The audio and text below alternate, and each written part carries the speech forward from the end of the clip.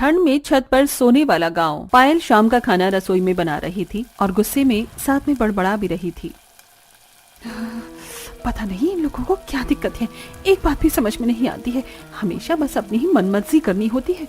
अरे फिर हमारा इस घर में रहने का फायदा ही क्या है जब हमारी मर्जी का कुछ चलता ही नहीं है। एक तो इतनी ठंड है, फिर भी इन्हें समझ में नहीं आता। आखिर पायल इतनी ज्यादा गुस्से में क्यों थी, जानने के लिए जरा कहानी में आगे बढ़ते हैं। पायल खाना बनाकर सबको परोसती है। सभी टेबल पर बैठकर साथ में खाना खा रहे थे। चलो चलो, खाना तो खत्म होने वाला है, अब खाना खाते ही सब जल्दी से ऊपर पहुंच जाओ, सोने की तैयारी शुरू करो, आज वैसे ही पहले बहुत देर हो गई है। हाँ मम्मी, चिंता मत करो, बस अभी खाना खाकर ऊपर बिस्तर लगा देंगे, मैं और भाभी दोनों मिलकर। ठीक है, पहले हम ऊपर चले जाते हैं, उसके बाद तुम दोनों बिस्तर लेकर ऊपर आ जाना। हाँ जरूर, यही काम रह गया है ना मुझे तो। सभी खाना खा लेते हैं और उसके बाद पायल और रिया दोनों मिलकर छत पर जाकर बिस्तर लगाने लगती हैं। दोनों बिस्तर बिछा ही रही थी, तभी वहां सामने वाली छत पर, जो उनकी दीवार से बिल्कुल दीवार सटी हुई थी, उनकी पड़ोसन बहू भी वहां पर बिस्तर बिछा रही थी। और पायल, घर का सारा काम खत्म हो गया? हाँ, सबने खाना पीना खा लिया है, अभी सबका बिस्तर लगा दूंगी, सब लेट जाएंगे, उसके बाद बस बर्तन धोने बचे हैं, जाकर वही धोऊंगी। एक तो इतनी ठंडी ठंडी हवा चल रही है और ठंड में रात को बर्तन धोना बड़ा मुसीबत होता है। इसलिए सर्दी में मैं तो पहले ही काम खत्म कर लेती हूँ, उसके बाद काम करने का मन ही नहीं करता, वो भी ठंडे पानी से। तभी वहाँ पर पायल और नेहा के ससुराल वाले ऊपर आ जाते हैं। अरे शीला आ गई, आज तो तू भी जल्दी छत पर आ गई, लेकिन आज तो बहुत ही ठंडी हवा चल रही है, बड़ी ठंड है, मैं इसीलिए मोटी रजाई लेकर आई हूँ। हाँ सच में बहुत ठंडी हवा चल रही है, हमने भी मोटे कंबल और रजाई निकाल ली है, अब सर्दी बढ़ेगी और मैंने सोचा तेरे और सरला दोनों के साथ मिलकर आज गप्पे लड़ाऊंगी, इसलिए मैं छत पर जल्दी आई। आज मेरे पास तुम्हें बताने के लिए बहुत धमाकेदार खबर है। क्या कहा, सच में? बता फिर तो जल्दी। अरे रुक जा, एक बार सरला को भी छत पर आने दे, वो भी बस आती ही होगी, तब तक मैं अपनी बहू से गर्मा गर्म चाय मंगवा लेती हूँ, छत पर ठंडी ठंडी हवा में चाय पीने का मजा आएगा। दरअसल ये गांव जहाँ पर हर किसी को छत पर सोने की आदत थी, पूरा गांव ही छत पर सोता था। उन सभी को छत पर खुली हवा में सोना बहुत अच्छा लगता था। इस तरह सभी छत पर पहले जाकर थोड़ी बहुत देर बात करने की आदत थी और उसके बाद सभी एक दूसरे से बात करते हुए सो जाते थे। लेकिन वहीं दूसरी तरफ जब पायल नीचे बर्तन धोने आती है तब वो गुस्से में बर्तन धो रही थी और वो पहले से ही गुस्से में थी। गुस्सा आना तो लाजमी है ना, बताओ भला ऐसी छत पर कौन सोता है। अरे मैं तो घर की बहू हूँ, कम से कम मुझे तो कमरे में अकेले सोने दो, ऊपर से इतनी सर्दी में छत पर सुला देते हैं। गर्मियों में तो मैंने कुछ नहीं कहा था, लेकिन कम से कम सर्दी में तो मुझे चैन से सोने दो। तो बहू को छत पर सोना पसंद नहीं था, जो कि जरा लाजमी भी है। वहीं दूसरी तरफ सरला की बहू, जिसकी अभी नई नई शादी हुई थी, वो भी छत पर बिस्तर लगाने जा रही थी, लेकिन उसने घूंघट किया हुआ था, जिसकी वजह से वो सीढ़ी पर गिर जाती है। ओए माँ, मर गई मैं तो, फूट गई, बड़ी जोर की लगी है, पैर भी मुड़ गया। उसकी आवाज सुनकर उसकी सास सरला और उसकी ननंद मोना दोनों वहां आती हैं। अरे भाभी, क्या हो गया? आप ऐसे क्यों चिल्ला रही थी? मैं सीढ़ी पर गिर गई हूँ, बहुत जोर से चोट लगी है और मेरा पैर भी मुड़ गया है। मुझे नहीं लगता अब सोने में ऊपर जा पाऊंगी, आप सब ऊपर चले जाइए, मैं रहने देती हूँ। ला दिखा, मुझे जरा सी ही तो चोट लगी है तुझे, तू भी ना बहू बहुत ही ज्यादा नाजुक कली है। चल मैं और मोना तेरी मदद करते हैं ऊपर छत तक जाने में, चिंता मत कर, हम तुझे यहाँ नीचे अकेले नहीं छोड़ेंगे, हम सभी का बराबर ध्यान रखते हैं। रही बात बिस्तर लगाने की, तो वो भी आज मोना ही लगा देगी। सरला और मोना दोनों रितु को पकड़कर छत पर ले जाते हैं। तब रितु मन ही मन सोचती है, चोट में भी मुझे नहीं छोड़ रही है। अरे कम से कम आज तो इसी बहाने मुझे नीचे सोने का मौका मिल जाता, लेकिन नहीं, एकदम जिद्दी ससुराल वाले हैं मेरे तो, सुलाना इन्हें मुझे छत पर ही है, ऊपर से यहाँ इतनी तेज हवा भी चल रही है, ठंड में तो मेरी कुल्फी ही जम जाएगी यहाँ पर छत पर। इस तरह रितु को भी जबरदस्ती छत पर ले जाया जाता है और हर कोई अड़ोसी पड़ोसी रात को छत पर खुले आसमान के नीचे बिस्तर लगाकर सोते हैं। यहाँ कुछ ऐसा ही था। इस तरह दिन गुजर रहे थे। वहीं पड़ोस में एक नई नवेली दुल्हन आई थी। तभी उसका गृह प्रवेश कर रहे थे और वहां पर सभी पड़ोसन थी। आजा बहू, गृह प्रवेश कर अपने दाहिने पैर से कलश गिरा दे। पलक कलश गिरा कर गृह प्रवेश करती है। उसके बाद सभी कहते हैं, हाँ, स्वागत है हमारे खुले गांव के ससुराल में। एकदम खुली और ताजी हवा का एहसास होगा यहाँ। बिल्कुल सही कहा, यहाँ पर ऐसा खुला वातावरण कहीं नहीं मिलेगा बहू, जैसा हमारे गांव में मिलता है। हमारी बहुओं से पूछो, इसलिए तो खुश रहती हैं। नई नवेली दुल्हन पलक को तो कुछ समझ में ही नहीं आता, लेकिन वहीं खड़ी पुरानी बहुएं कहती हैं, हाँ बिल्कुल बिल्कुल, हम तो कुछ ज्यादा ही खुश हैं यहाँ पर। हर रोज खुली हवा में सोने का हमें इतना अच्छा अवसर जो मिलता है, जिसकी वजह से हमारी रात की नींद पूरी नहीं हो पाती है।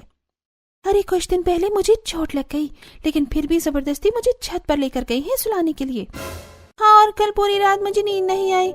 एक तो इतनी ठंडी हवा चल रही थी, ऊपर से मेरा कंबल भी इतना पतला था। आज भी मुझे खांसी जुकाम हो रखा है, लेकिन नहीं, इन्हें तो सिर्फ अपनी मर्जी चलानी है। सच में क्या ही कह सकते हैं इन लोगों को। अब अगले दिन जब पलक रात को सभी को खाना बनाकर खिलाती है, खाना खाने के बाद वो जब अपने कमरे में जा रही थी, तब उसकी सास उसे रोकते हुए कहती है, अरे बेटा कहाँ जा रही है? चल जल्दी से बिस्तर लेकर छत पर चल, वहीं पर हमारा बिस्तर लगेगा। ये बात सुनकर पलक को बड़ी हैरानी होती है। क्या कहा? छत पर? लेकिन ऐसा क्यों? अरे हमारे यहाँ ऐसा ही होता है। हमारे यहाँ पूरा गांव छत पर ही सोता है। छत पर एकदम खुली और ताजी हवा जो चलती है, छत पर सोने का जो मजा है वो कहीं और नहीं। जल्दी कर, सब लोग छत पर आ गए होंगे। ये बात पलक को तो बड़ी अजीब लगती है, लेकिन वो कर भी क्या सकती थी। जैसा उसकी सास ने करने को कहा, उसने वैसा ही कर लिया। उनके पीछे पीछे छत पर चली जाती है और चारों तरफ नजरें घुमाकर देखती है कि लगभग पूरा गांव ही अपनी छतों पर बिस्तर बिछा रहा था और आधे लोग तो सो भी गए थे। तभी उनकी पड़ोसन सुनीता कहती है, अरे वाह, हमारी नई नवेली दुल्हन भी आ गई छत पर। कैसे नहीं आती? छत पर सोने का मजा ही जो अलग है। वही तो, छत पर खुले में सोना जितना मजा और कहीं हो भी सकता है भला। वहीं दूसरी तरफ सुनीता की बहू मन में सोचती है, ये लोग कुछ भी अपने मन में खुद ही सोच लेते हैं, हमें अच्छा लगेगा, लेकिन इन्हें कौन बताए हमें जो छत पर सोना बिल्कुल भी पसंद नहीं है, लेकिन जबरदस्ती ऊपर उठाकर ले आते हैं। मैं तो पलक का सोच रही हूँ, बेचारी को शादी के दूसरे ही दिन छत पर जाकर सोना पड़ रहा है। पता नहीं मन में क्या क्या सोच रही होगी। सभी बिस्तर लगाकर सो जाते हैं, लेकिन पलक, जिसके लिए ये सब बिल्कुल नया था, उसे बिल्कुल भी नींद नहीं आती। वो आंखें खोलकर देखती है कि उसके पूरे ससुराल वाले आराम से खर्राटे मारकर सो रहे थे। वो बड़ी परेशान हो जाती है। यार, यहाँ छत पर कितनी तेज हवा चल रही है। मेरे ससुराल वाले नहीं, मुझे तो लगता है पूरे गांव वाले ही पागल हैं। भला ऐसी सर्दी में इतनी ठंडी हवा में छत पर कौन सोता है? सभी लोग कैसे खर्राटे मारकर सो रहे हैं? मुझे तो बिल्कुल नींद नहीं आ रही, मुझे तो बहुत ठंड लग रही है। इस तरह पूरी रात ठंडी हवा में पलक की कुल्फी जम जाती है। वो पूरी रात एक पल भी चैन से नहीं सो पाती और बस करवट बदलती रह जाती है। अगले दिन सुबह पलक सभी को चाय बनाकर देती है। ठंड में सुबह सुबह चाय का अलग ही मजा है। अच्छा बहू, एक बात बता, रात को तुझे मजा आया ना ऊपर सोने में? हे भगवान, ये कैसा सवाल हुआ? मजा तो आया ही होगा माँ। अब ठंड में यहाँ पर इतनी खुली और ताजी हवा में छत पर सोने का मौका मिलेगा तो हर किसी को अच्छा तो लगेगा ही। हे भगवान, मुझे तो मेरा पति भी बिल्कुल पागल ही लगता है। ठंड में छत पर कौन सोता है? इस तरह सभी गांव वाले हर रोज छत पर ही सोते थे, लेकिन बहुओं को बिल्कुल भी नींद नहीं आती थी। ना तो उन्हें बिल्कुल भी आदत थी छत पर सोने की, और ऊपर से उन्हें बहुत सी परेशानी भी होती थी। एक रात जब सभी आराम से सो रहे थे, तब पायल, अरे यार, छत पर तो इतने मोटे मोटे मच्छर हैं, लगता है एक ही दिन में ये मेरा सारा खून पी जाएंगे। अब क्या करूं? ऊपर से मुझे बहुत ज्यादा ठंड भी लग रही है। पायल को बिल्कुल भी नींद नहीं आ रही थी और वो आंख बंद करके दोबारा सोने की कोशिश करती है, लेकिन तभी उसकी ननंद रिया उसके ऊपर पैर रख देती है, जिसके बाद उसे गुस्सा आता है। लो जी, बस इसी चीज की कमी रह गई थी। मेरे ऊपर इतना भारी 10 किलो का पैर रख दिया है। सब इतना चिपक कर सोते हैं, बिल्कुल नींद नहीं आती है। पायल गुस्से में रिया का पैर उठाकर फेंक देती है और दोबारा सोने की कोशिश करती है, लेकिन इस बार रिया उसके ऊपर हाथ रख देती है। कौन सी मनहूस घड़ी में मैं आकर इस गांव के ससुराल में फंस गई हूँ। सिर्फ इस ससुराल में नहीं, इस गांव के किसी भी ससुराल में आना बेवकूफी है। इस बार पायल उसका हाथ हटाती है और उसके बाद वो उठकर टहलने के लिए छत के दूसरे कोने पर जाती है। तभी सामने उसे लंबे बालों वाली एक परछाई नजर आती है, जिसे देखकर वो डर जाती है और हल्का चिल्लाती ही है कि चुड़ैल। अरे शांत, चुप हो जा पायल, कोई चुड़ैल नहीं है, मैं हूँ सीमा। अच्छा तुमने तो मुझे डरा ही दिया। तुम अब तक सोई नहीं? अरे यार कहाँ, एक तो इतनी ठंडी हवा चल रही है, बड़ी ठंड लग रही है, ऊपर से इतने मोटे मोटे मच्छर काट रहे हैं, पूछो ही मत। सच में यार मेरा भी यही बुरा हाल है। एक तो मेरे ससुराल वाले इतना चिपक कर सोते हैं, मुझे जगह ही नहीं मिलती। ऊपर से इतनी ठंड में छत पर सोना पड़ रहा है जहाँ बिल्कुल भी नींद नहीं आती। सर्दी में तो इंसान को ज्यादा सोना चाहिए और हमें तो ढंग से रात को भी सोने को नहीं मिल रहा। सच में यार कहाँ फंस गए हम। इस तरह दिन गुजर रहे थे और उन्हें जबरदस्ती छत पर सोना पड़ रहा था। कुछ दिन बाद गली के कोने पर सभी पड़ोसनी इकट्ठा होती हैं। सभी साथ मिलकर बाजार में सब्जी लेने जा रही थी। क्या हाल है तुम सबका? क्या ही हाल हो सकता है, बद से बदतर हो रहा है। पूरी पूरी रात नींद नहीं आती, बस करवट बदलते रह जाते हैं। इतनी ठंड में ऊपर से जुकाम भी हो गया है। सच में इतनी ठंड में ढंग से सोने को भी नहीं मिलता है। देखो तो जरा हमारी हालत को, जीते जागते ज़ॉम्बी लग रहे हैं। सच में मेरी तो कुछ ही दिनों में हालत खराब हो गई है। आप सब तो फिर भी बहुत पहले से यहाँ पर रह रहे हैं, इतना समय कैसे झेला? सच में बस झेलना पड़ रहा है, लेकिन अब मैं बहुत परेशान हो गई हूँ। बस बहुत हो गया। आज मैं अपने ससुराल वालों से इस बारे में बात जरूर करके रहूंगी।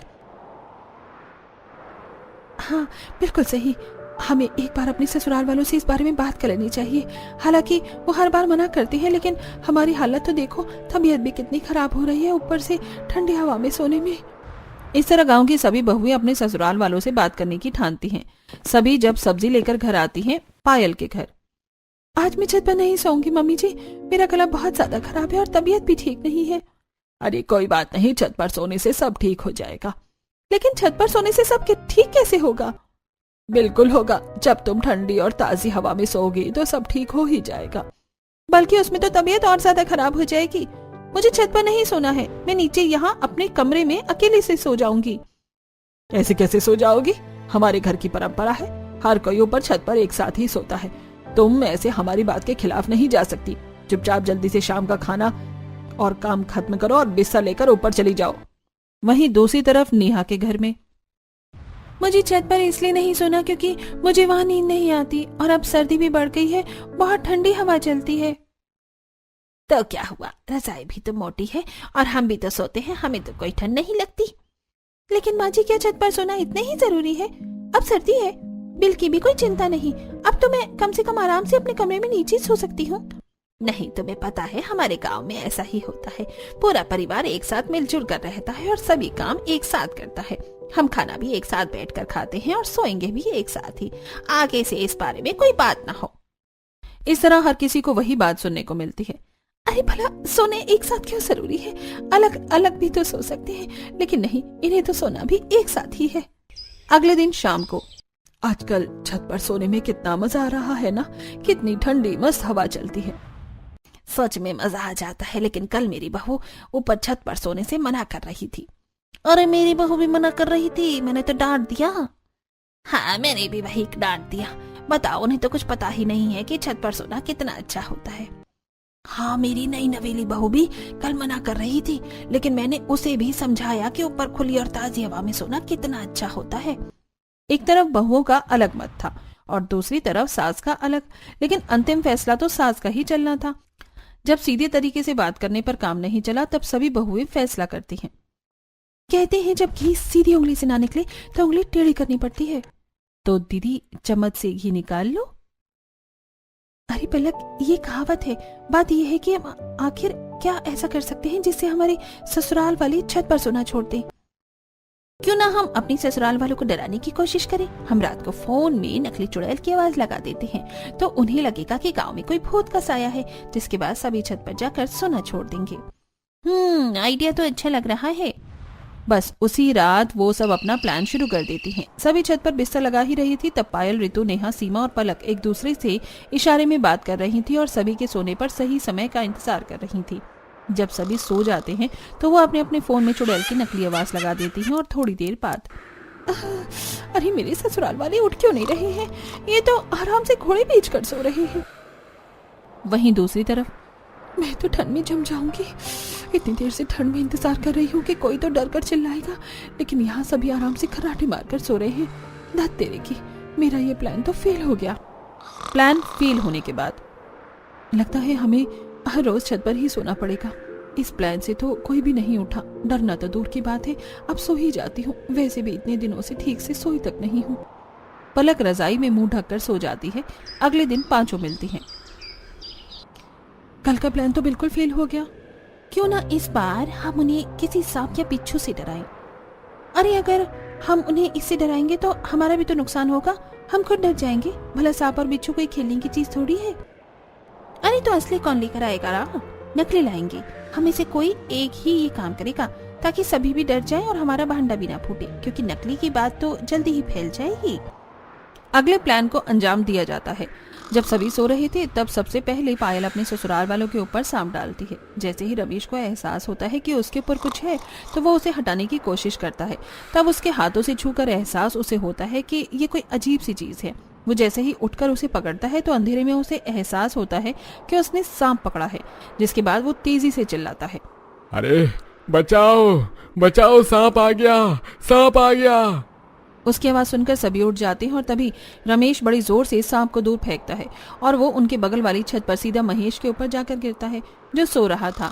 महेश को भी किसी के होने का एहसास होता है और जैसे ही वो देखता है तो वो भी चिल्लाकर उसे दूर फेंक देता है। इसी तरह सभी उठ जाते हैं। और क्या हुआ जी, क्या देखा आपने? अरे मेरे ऊपर सांप आया था, मैंने उसे अभी फेंका है। क्या कहा पापा जी? सांप आ गया? देखा, यहाँ खुले में सोना बिल्कुल भी सेफ नहीं है, बहुत खतरनाक हो सकता है। वहीं बगल वाली छत से महेश भी डरते हुए कहता है, अरे मेरे ऊपर भी सांप आ गया था, मैंने अभी दूर फेंका है। ये तो बहुत खतरनाक बात है, अचानक से यहाँ सांप कैसे आ गया? देखो वो कोने में पड़ा है, हमें लाइट जलाकर देखना चाहिए, उसे भगाना चाहिए, नहीं तो खतरनाक हो सकता है। वो सब लाइट जलाकर देखते हैं तो उन्हें पता चलता है कि वो तो नकली सांप था। इसके बाद उन सबको गुस्सा आ जाता है। ऐसा मजाक करते हुए किसी को शर्म नहीं आती? किसने किया है हमारे साथ ऐसा भद्दा मजाक? अरे सच में ये तो बहुत गलत बात है, किसी को ऐसा नहीं करना चाहिए। बताओ कितनी ज्यादा गलत बात है। अगर हमें पता चल गया ना ऐसा मजाक किसने किया है तो हम उसे छोड़ेंगे नहीं। सोते हुए भी कोई किसी को डराना अच्छी बात है क्या? उन पांचों को जब एहसास होता है कि उनका भांडा फूट गया है तब सभी नर्वस होती हुई कहती हैं, सच में आंटी जी आप बिल्कुल सही कह रही हैं। जिसने भी ऐसा मजाक किया है बहुत गलत किया है। हाँ बिल्कुल सही किया। भला ऐसे सब करना भी शोभा देता है क्या? वही तो बहुत गलत बात थी। ये तो शुक्र है कि असली सांप नहीं था, लेकिन अगर असली सांप छत पर आ जाता तो कितना गलत हो जाता। हमें ऐसे बाहर खुले में नहीं सोना चाहिए, थोड़ा सावधानी रखनी चाहिए। हाँ चलो, शुक्र था कि यह असली सांप नहीं था और असली सांप आएगा भी नहीं। चिंता मत करो, हम इतने सालों से छत पर सो रहे हैं, आज तक ऐसा कुछ भी नहीं हुआ। बस किसी मूर्ख इंसान ने नकली सांप फेंक कर भद्दा मजाक किया है। यहाँ असली सांप वगैरह कुछ भी नहीं आने वाला, सब आराम से सो जाओ। इस तरह सभी अगल बगल में छत पर एक दूसरे को समझाकर और बात करते हुए वापस से सो जाते हैं। फिर से पायल भीड़ में सोते हुए सोचती है, अब इतनी ठंड में छत पर ही सोना होगा। हे भगवान, मेरा तो दूसरा प्लान भी फेल हो गया। मुझे तो लगता है बुढ़ापे तक मुझे छत पर ही सोना होगा। तभी रिया अपना पर पायल पैर रख देती है। हाँ बस इसकी और कमी बाकी थी। इस तरह उन सभी ने अब हार मान ली और उनके ससुराल वाले यानी पूरा ही गांव छत पर सोना नहीं छोड़ सकता था। लेकिन वहीं दूसरी तरफ हर किसी की अब तबीयत कुछ ज्यादा ही खराब हो रही थी। अरे मुझे तो इतनी ज्यादा खांसी हो रही है, समझ नहीं आ रहा क्या हो रहा है। अरे मुझे खुद खांसी जुकाम हो रहा है, पता नहीं क्या है। गांव में लगभग सभी को एहसास हो रहा है। आप मेरी बात मानिए चाहे मत मानिए, लेकिन ये सब ऊपर छत पर सोने की वजह से ही हो रहा है। इतनी ठंडी हवा में हम छत पर सोएंगे तो तबीयत खराब होगी ही। नहीं, हम हर साल सर्दी में छत पर ही सोते थे, लेकिन पहले तो कभी ऐसा नहीं हुआ। हवा की वजह से ऐसा नहीं हो रहा है और थोड़ा बहुत तो हर सर्दी में होता ही है। इसकी वजह से हम खुली ताजी हवा में सोना कैसे छोड़ सकते हैं। वहीं दूसरी तरफ सीमा के घर में सबकी हालत खराब थी। अरे मुझे तो बुखार भी हो गया है, पता नहीं कैसा सर्दी का मौसम आता है, हर बार बीमार करके जाता है। मैं कह रही हूँ सब ऊपर छत पर ठंडी हवा में सोने से हो रहा है। ऐसा नहीं है, हम इतने समय से छत पर सो रहे हैं और मैं भी तो छत पर सोता हूँ, लेकिन मैं तो बिल्कुल ठीक हूँ, मुझे कुछ नहीं हुआ। सीमा की सास की तबीयत तो खराब ही थी, लेकिन उसके बच्चे की भी तबीयत खराब हो रही थी। फिर भी कोई समझने को तैयार नहीं था। बेटा ये बुखार की दवाई पी लो वरना तबीयत ज्यादा खराब हो जाएगी। नहीं मम्मी, दवाई बहुत ज्यादा कड़वी है, मुझे पसंद नहीं है। मैं जानती हूँ बेटा, दवाई कड़वी है, लेकिन तुम्हें दवाई तो पीनी ही होगी, वरना तुम ठीक कैसे होगे। अच्छा चलो दवाई पी लो, फिर मैं तुम्हें बहुत टेस्टी चीज खिलाऊंगी। जैसे तैसे करके बच्चे को समझाकर सीमा दवाई पिलाती है। सबकी तबीयत खराब थी, लेकिन फिर भी कोई भी छत पर सोना नहीं छोड़ रहा था। कुछ दिन बाद सभी के टेस्ट करवाए जाते हैं और लगभग काफी ही लोगों की तबीयत ज्यादा खराब थी। जब गांव का डॉक्टर ये रिपोर्ट देखता है तो वो अपने जूनियर डॉक्टर के साथ गांव में कैंपेन के लिए जाता है। वहां पर वो सरपंच के साथ मिलकर सभी गांव वालों को इकट्ठा करते हैं। तो बताइए डॉक्टर साहब, ऐसी कौन सी बात है जो आप हम सभी गांव वालों से करना चाहते हैं और जो बहुत जरूरी है? क्या कोई समस्या है? हाँ सरपंच, बिल्कुल बहुत बड़ी समस्या है जो इस गांव में हवा चल रही है। ये बात सुनकर एक बार को सभी गांव वाले घबरा जाते हैं। लेकिन ऐसा क्या है जिसकी वजह से सभी गांव वालों को खतरा है? मैं आप सभी को समझाता हूँ। देखिए, आप सभी बहुत समय से ही छत पर सो रहे हैं, जो कि बहुत अच्छी बात है। हमें ऐसा करना चाहिए। छत पर ठंडी और ताजी हवा में सोने पर हमारा शरीर मजबूत होता है और इम्यूनिटी सिस्टम भी अच्छा होता है। अरे बिल्कुल सही कहा डॉक्टर आपने, इसीलिए तो हम सभी पूरा गांव मिलकर छत पर रात को सोते हैं। वहीं दूसरी तरफ बहू वाला ग्रुप, ये डॉक्टर सटिया गया है क्या? हमारी मुसीबत कम करने की बजाय बढ़ा रहा है। डॉक्टर आगे अपनी बात कहते हैं। हाँ बिल्कुल, हमारे पूर्वज भी पहले छत पर सोते थे, क्योंकि पहले बहुत सारे पेड़ पौधे होते थे, खुली हवा होती थी। पहले इतनी गाड़ियां और टेक्नोलॉजी भी नहीं थी, लेकिन अब धीरे धीरे जमाना बदलने लगा है, टेक्नोलॉजी होने लगी है। अब घर में हर फ्रिज, एसी, टीवी और बहुत सी बाइक और गाड़ियां भी हैं, जिसकी वजह से हवा दिन ब दिन दूषित होती जा रही है। खासकर सर्दियों के मौसम में, जिस समय पराली भी बहुत ज्यादा जलती है, जो कि पॉल्यूशन का बहुत बड़ा कारण है। अरे बिल्कुल सही कहा आपने, लेकिन इन सब बातों का क्या तात्पर्य है? इन सभी बातों का तात्पर्य है कि अब जो आज की हवा है वो पहले के जमाने की तरह बिल्कुल शुद्ध और ताजी नहीं रही, जिसकी वजह से हमारे शरीर में बहुत गंदी हवा जाती है। दिन में तो हमारी मजबूरी होती है घर के बाहर जाकर खेतों में काम करना या हमारा नौकरी करना, लेकिन रात को आप सभी की ऐसी कौन सी मजबूरी है जो आप सब छत पर सोकर इतनी गंदी हवा को अपने शरीर के अंदर लेकर जा रहे हैं? रात को तो हमारा शरीर रेस्ट करता है, सारी गंदी हवा को बाहर निकालता है, लेकिन आप सभी उसे रेस्ट देने के बजाय वही गंदी पोल्यूशन वाली हवा में सोकर अपने शरीर को और दूषित कर रहे हैं। ये बात सुनकर सभी गांव वाले हैरान हो जाते हैं और समझने की कोशिश करते हैं कि आखिर डॉक्टर सच में उनसे क्या कहना चाह रहे थे। देखिए, इसीलिए आधे से ज्यादा गांव बीमार हो रहा है। हर किसी को खांसी, जुकाम, गला खराब हो रहा है, ये सब पोल्यूशन की वजह से।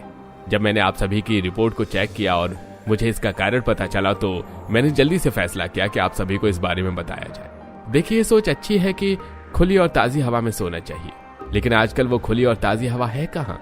पहले के जमाने में पोल्यूशन नहीं था तो सब शुद्ध था, लेकिन आजकल आप वाकिफ हैं कि सब सच्चाई से। तो फिर इतना बड़ा खतरा क्यों मोल लेना, जिसकी वजह से हमारी तबीयत खराब होती है और ये हमारे स्वास्थ्य के लिए बहुत हानिकारक है। अरे बिल्कुल सही कहा डॉक्टर ने। तो आप सभी गांव वाले अगर अपने स्वास्थ्य को सही करना चाहते हैं तो सर्दियों में खासकर छत पर न सोया जाए, तभी पोल्यूशन ज्यादा होता है और गर्मी में इतनी परेशानी नहीं होती। अरे तो गांव वालों, सभी ध्यान से सुनो। हमारी पुरानी जो प्रथा थी छत पर सोने की, वो पुराने जमाने के हिसाब से ठीक थी, लेकिन बदलते समय के हिसाब से और बढ़ते पोल्यूशन की वजह से अब हमें फैसला लेंगे कि छत पर कोई न सोए, खासकर सर्दियों में। सभी अपने परिवार के साथ अब नीचे अपने कमरों में ही सोएंगे। इस तरीके से ऑफिशियली ये गांव के सरपंच द्वारा निर्धारित हो जाता है।